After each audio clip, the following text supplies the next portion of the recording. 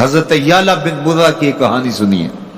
فرماتے غزوے سے ہم واپس آ رہے تھے، راستے میں پڑاؤ ہوا تو حضور ایک درخت کے نیچے استراحت فرمانے کے لیے لیٹ گئے، اور میری ڈیوٹی یہ تھی کہ میں تلوار لے کے حضور کا پہرا دوں.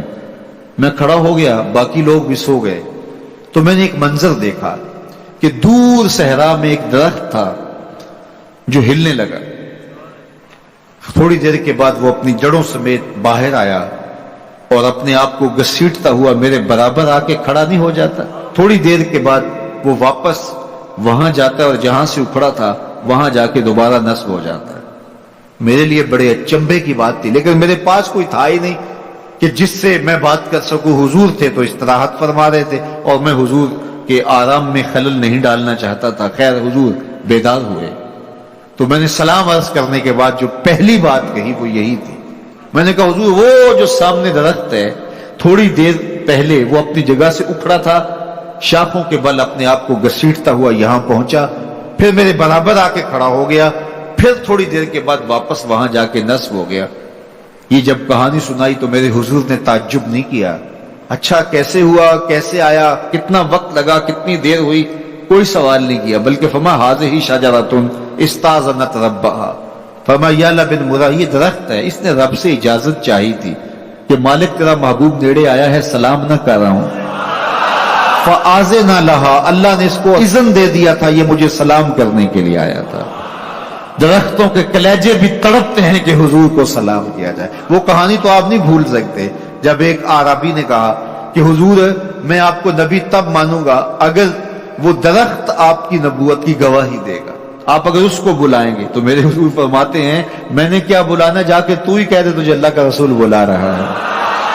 درخت اپنے آپ کو گھسیٹتا ہوا حضور علیہ السلام کی خدمت میں حاضر ہو جاتا ہے. درخت مان رہے ہیں، چاند کا کلیجہ شک ہو رہا ہے، پتھر کلمے بول رہے ہیں. حضور کے عشق میں کائنات کے ایک ایک ذرے کا دل دھڑک رہا ہے. وہ کیا کسی نے کہا تھا زمین جل رہی ہے، آسمان جل رہا ہے، محبت میں سارا جہاں جل رہا ہے. پوری کائنات حضور کی آتش محبت میں جل رہی ہے اور حضور کے وصل کے لیے تڑپ رہی ہے.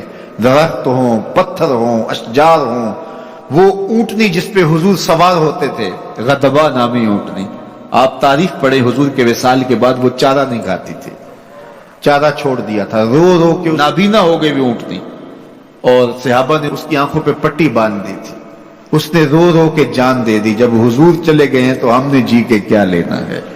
آپ نے محبت کی لوگ داستانیں سنی ہوں گی، محبوں نے محبوبوں کے لیے کیا کچھ کیا، نہریں کھودی، تکلیفیں سہی، اذیتوں سے گزرے، سولیوں پہ چڑھ گئے. لیکن آپ نے آج تک ایسا منظر نہیں دیکھا ہوگا کہ محبوب نے لب پھینکا ہو اور محب نے اپنے ہاتھوں پہ لے کے چہرے پہ مل لیا ہو. محبوب کے وضو کے پانی کو زمین پہ نہیں گرنے دیتے.